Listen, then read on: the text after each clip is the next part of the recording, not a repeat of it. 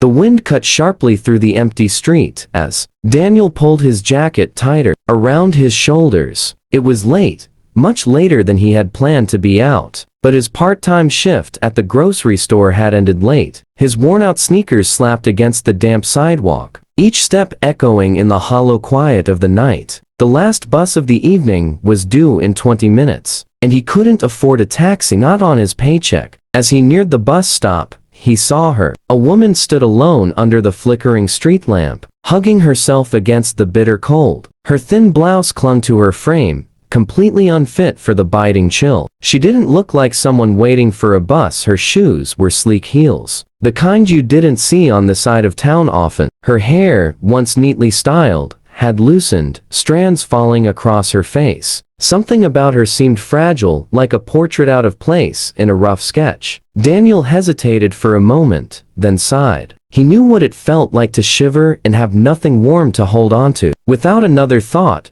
he shrugged off his jacket and walked closer. "Excuse me," he said gently. She turned, startled, her eyes wide but soft, like she hadn't expected kindness at this hour. "You look freezing. Please, take this." He held out the jacket. It wasn't new. In fact, the cuffs were frayed, and one pocket zipper was broken. But it was warm, warm enough. She blinked, surprised. "Oh, can't. I mean, it's yours. You need it." Daniel gave a faint smile. "I've got a sweater underneath. I'll be fine. Please, just take it." Reluctantly, she slipped her arms into the jacket. Her shoulders seemed to relax instantly, and for the first time, a small smile tugged at her lips. "Thank you," she whispered. "I didn't think anyone would notice." He shrugged. "Sometimes it's the little things. Nobody deserves to be cold." For a moment, they stood in silence, the air heavy but strangely comforting. He thought she might say more, but instead, she just looked down at her shoes, almost as though she was hiding something. The bus eventually arrived, its brakes screeching as it pulled up. Daniel gestured for her to get on first. She nodded, clutching his jacket tightly, and disappeared inside. He followed, taking a seat across from her. The bus was nearly empty. The few passengers kept to themselves, eyes glued to phones or staring blankly out the windows. He noticed her glancing at him, as though curious. Finally, she spoke. "You didn't even ask my name." Daniel chuckled softly. "Didn't think it mattered. You looked cold, and I had a jacket. Simple as that." "Most people wouldn't have offered," she said quietly. "Not these days." "Maybe most people forget what it feels like to need help," Daniel replied, his gaze fixed on the dark blur of the city rolling past the window. Her eyes lingered on him,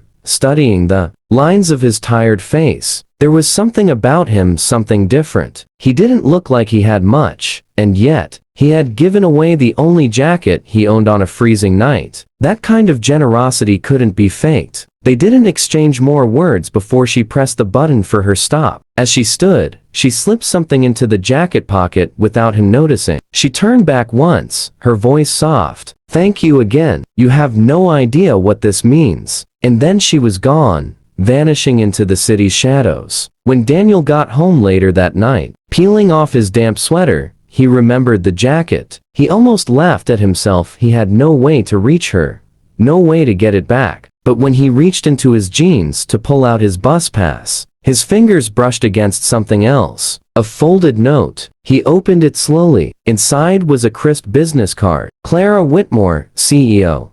Whitmore Enterprises." His eyebrows shot up. He'd heard of Whitmore Enterprises, a multinational company with offices in half the major cities across the world, and beneath the name was a handwritten message. "You gave me warmth when I had nothing. Let me return the kindness. Call me." Daniel stared at the card, stunned. Why on earth would a CEO be standing at a bus stop late at night in the freezing cold? He didn't know, but something told him the answer didn't matter. What mattered was that she had noticed him, remembered him. He set the card on his nightstand and tried to sleep, but his mind wouldn't stop spinning. He thought about his student loans, the bills piling up, the dead-end jobs he'd been stringing together. He thought about how people rarely looked twice at him, how invisible he often felt in the city's endless rush. And yet, tonight, someone had looked at him like he mattered. The next morning, after hours of hesitation, Daniel dialed the number on the card. The line rang once before a voice answered. It wasn't her, it was an assistant. Whitmore Enterprises. How may I direct your call? Daniel stumbled over his words, unsure of what to say.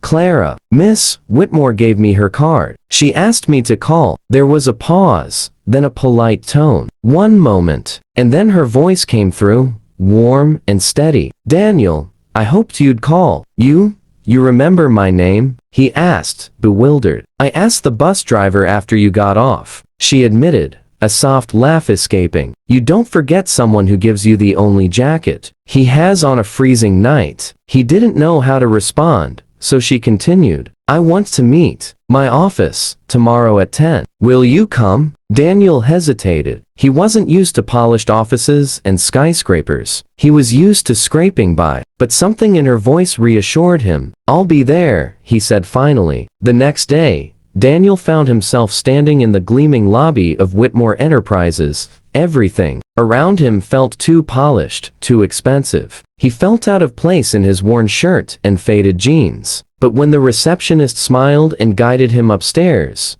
he swallowed his nerves. Clara was waiting in her office, dressed sharply, but smiling warmly. She stood as he entered. Daniel, I'm glad you came. He shifted uneasily. I wasn't sure if this was real. People don't usually, they don't usually mean it when they say things like that. Her expression softened. I meant every word. You gave me something money can't buy. Kindness without expectation. Do you know how rare that is? He shook his head, embarrassed. It was just a jacket. No, she said firmly. It was more than that. It was humanity. She paused, then slid a folder across her desk toward him. I want to offer you something. An opportunity. You mentioned last night you've been working late at a grocery store. You deserve more than struggling day to day. I can give you a position here. Entry level, of course, but with growth potential and benefits. A real future. Daniel's breath caught. He stared at her, stunned. Why?